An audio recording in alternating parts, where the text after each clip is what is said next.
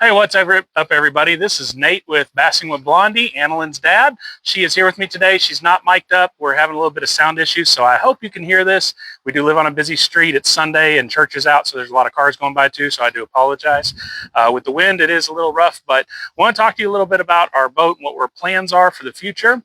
We do have a 1957 Lone Star Deep V. It's called a King Commander. It has been modified by previous owners, but that's what we are currently getting the fish out of, but it doesn't have any electric. It's basically like an old John boat. So eventually we're going to be building some decks in here. We're going to do some other things, and right now we're getting started with the electrical before we do the deck. I know some people like to do the decks and then add the electrical. I like to kind of pre-wire, and then as I add my deck in, I can run the wiring through the deck as we're putting that in. So let me see if I can get this to turn around. You're going to get to say hi to Annalyn, and we got our first mate out here. You'll get to see him real shortly. Let me see if he's here. Oh, come on, turn with me. There we go. So Annalyn's here, and that is Taters. He's our first mate. He hasn't gone on the boat yet. We're getting him a life jacket soon, but as you guys can see, this is the boat. You've seen it in some of the other videos that we've done. 14-foot, 1957 boat. We love it. It's a great little fishing boat, and we're growing. As we grow, we hope you guys join us. So first thing we're going to do, you guys probably recognize this battery. We've been using it. It's been hooked up to just our trolling motor. I do have a second battery that's been in storage for a while, waiting to use this. Both of them are 12-volt, 100-amp-hour lithiums. They are lighter than a lead-acid battery, and we're going to be using these. This one will still remain dedicated for the trolling motor, but it's going to be back here on the stern with me. This one over here, as she's having Taters help point out our stuff here, that's going to be mounted up in the bow of the boat. If you see, there's actually kind of three sections here.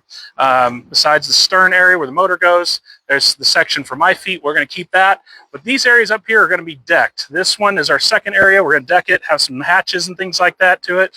And then right here in the bow, we're going to also deck this. And I'm hoping to have this for some battery storage and some other things inside as well.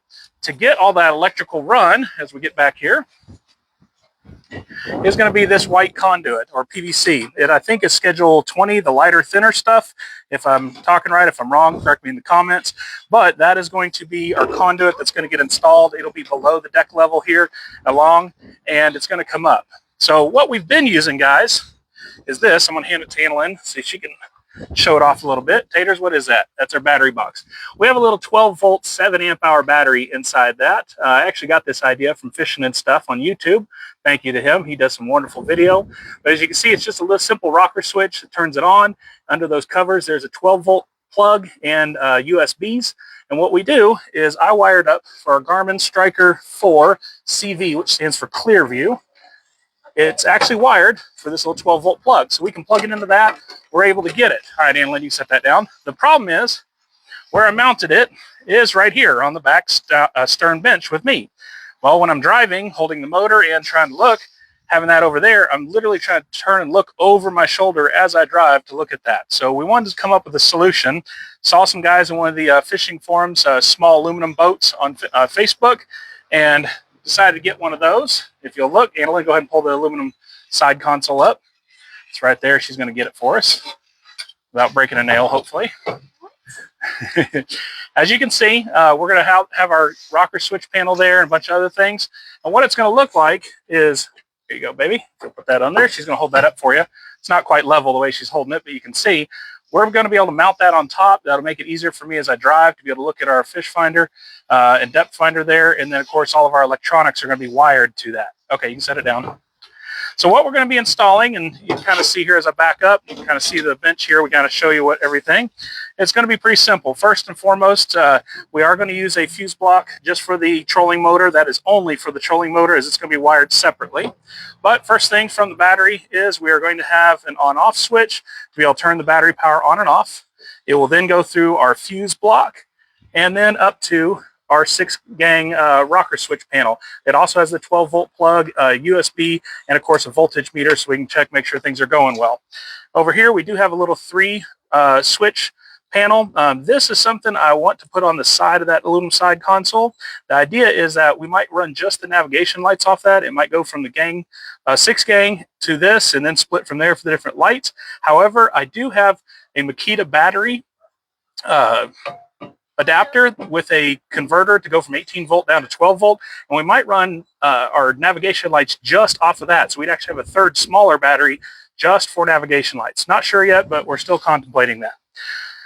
Next up is our automatic bilge pump. It does have a float valve to it, so it'll shut on and off automatically. It's 1,100 gallons, and the previous owners of this boat did install a port right there for the out, so it'll be installed down here in this back corner of the stern. Next up, for lighting above the deck, we are going to do these little LED blue lights.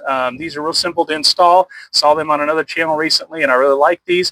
I want to get some more like this, but in white, and we're going to put those under the deck inside the hatches. So when we open a hatch, you'll be able to see what's in there, tie off lures, things like that.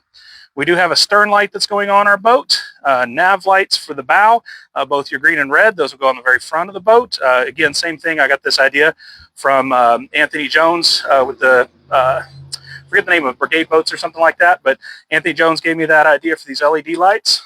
Then for the bow and the stern, I have two of these LED spotlights. They don't pull a lot of amps. They're actually really low. They're not the brightest, but it gives you a little bit of light, especially when like loading and unloading at the ramp. We think it's a great idea. I got the rear for the stern actually from Fishing Stuff. One of his recent videos, he talked about it makes it a whole lot easier if you do have a fish behind to have a little light back there, because typically everybody's got lights around the boat except in the stern. And so I'm going to put that in there. We do have 10 copper marine grade wiring for all the wiring in the boat, and then a little label maker. This is just so as we run our runs, we'll label it both in the front and the back of wherever we're running the wire. That way we know what goes to what when we're trying to wire it up.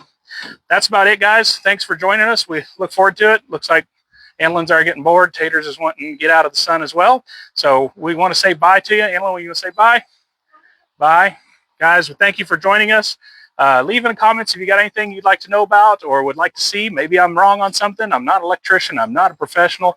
I'm just doing the best I can with what I can learn. Hope to see you guys soon. Make sure you like and subscribe. We really appreciate y'all. God bless. We'll see you again soon.